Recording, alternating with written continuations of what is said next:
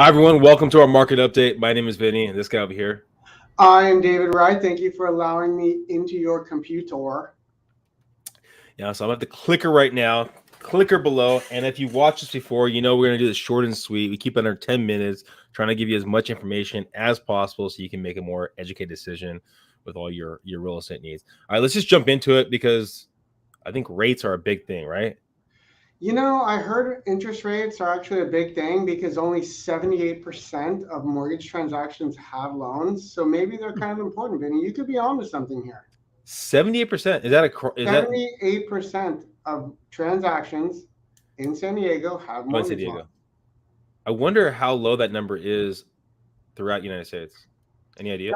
That's a good question, but considering I don't want to do business in Iowa or South Dakota, or Kentucky. Nothing against anyone in those states, full disclosure. But when you look at the whole overall interest rates, it's like that's the question everyone's asking now every single day.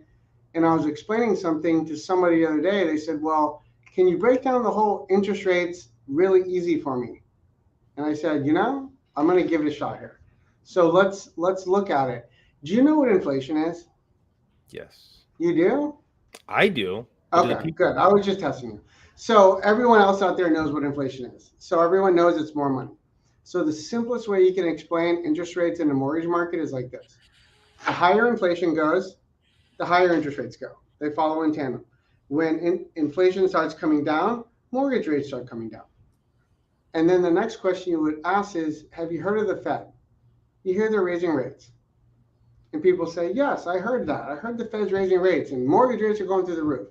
The reality of it is, as we talked about on previous shows, every time the Fed increases rates, mortgage rates come down. Why? Because inflation and mortgage rates follow in tandem. So if the Fed keeps increasing the cost of credit cards, car loans, small business loans, the loans that go to grocery stores, the loans that your Uber driver makes on his Tesla X Plaid model. Then, when you look at it overall, the more the Fed increases those borrowing costs, inflation starts to come down. As inflation is now coming down, you've seen mortgage rates consistently follow. So I'm going to go back to the prediction I did 9 months ago, which is by July, August of this year, the Fed keeps going its course, mortgage rates will be down 4.5%, 5%. So every time you see inflation come down, rates came down. It's pretty simple. That's as simple as I can make it, and I'm a pretty simple guy. So you're thinking 4.5%, 5% for interest rates in July, and currently we're talking about 6%, somewhere in that ballpark. My golly Wally, it's funny, Vinny, but last week or in December, so I had 10 closings, and everybody was below 6%, and everyone varied between 5.625 and 5.875. Now those are loans with no points. Because any lender that you talk to right now that's selling their client on paying points to buy down the rate is basically ripping off their client. If they're going to get a seller concession or they're going to get something from the seller when buying a home, use it wisely because those loans are all going to change. And you mark my words, July, August, rates are going to be lower. So spending that money on points now is a waste. Well, something to think about now. Again, David doesn't have a crystal ball. I don't. That's true. That's true, Vinny. I don't. And you got to go with basically, that's why you have a great lender right there. It goes the simplest form that we've talked about too, right? We're locking in the rate. Now, if you have a good lender, right, that's keeping an eye on the market, they're going to have probably a better understanding of what's going to happen in the next week, 2 weeks, right? So they can say, hey, lock it in right when we open up escrow, or lock it in, give it a week, give it 2 weeks, right? So that's going to be, I think, where it really separates basically one lender to the next lender. Now, what's going to happen 6 months to 7 months? We're all going to have our kind of theories of what's going to happen. But wait. What should we focus on? Focus on that monthly payment. I didn't know you were going to say that. I'm amazed. I've never heard you say that before. And so something he talked about with buying down the rate, right? Now, something that's very popular right there that coincides with buying down the rate is the 2-1 buy down, right? And you have the 3-2 buy down, all kind of stuff. Wait. Didn't we do a show on this already? We already did, but I just wanted to jump into it, right? So if let's say you do a 2-1 buy down, right, and then you refinance. Let's say if the rates go down in July, right, that money that you're buying down the rest of that time frame can be used to buy down the actual loan? It actually pays down the principal balance. Or can be used towards the cost of the refinance. Yes. So if you're speaking, hopefully you're speaking with a lender that knows what they're doing.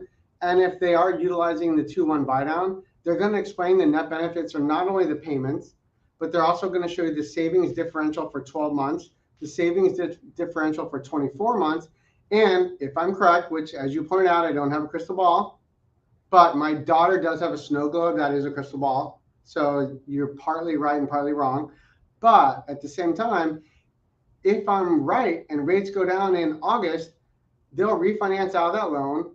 They'll take the remaining balance they didn't use, and it'll pay down the principal, or it will be used towards their closing costs on the new refinance. So it's a win-win. You forgot one more thing, which is it still tax deductible? Yes, it is. Still can write that off as acquisition cost because it goes as points. So just a lot to think about right there. So don't think it as, hey, you know what? I bought down my rate. I did a 2-1 buy down. I bought it down. I got some money from the seller, but rates are going to go down. So now I shouldn't do it. Don't overthink it. Have your lender kind of walk you through it. We want to jump in real fast because we go under 10 minutes like we talked about. Okay, if you see basically the clicker below, you'll see that we're at 2,600 properties. 2,600 properties active on the market right now, which is drastically low. We need about 7,000, 8,000, 9,000 properties to really see the effect of it. Something interesting right here is you're talking about that we actually have, I think it's, what is it? Where is it? You know, it's interesting, Vinnie, that you mentioned the 2,700 active listings. And if you were paying attention to our show prior, you would have noticed that when building starts came out in December, single family housing starts were down 14%. So that means 14% less inventory is going to be built a year from now when completion takes place. But yet building permits for multifamily were up 28%.